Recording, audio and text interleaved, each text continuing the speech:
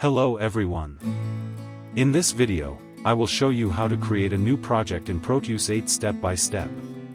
First, open Proteus and click on New Project. Then, enter the name of your project. Next, choose the location where you want to save your project on your computer.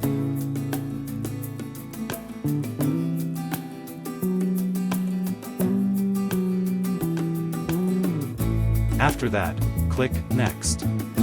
Now, simply keep clicking Next through the setup options until you reach the final step. Then click Finish.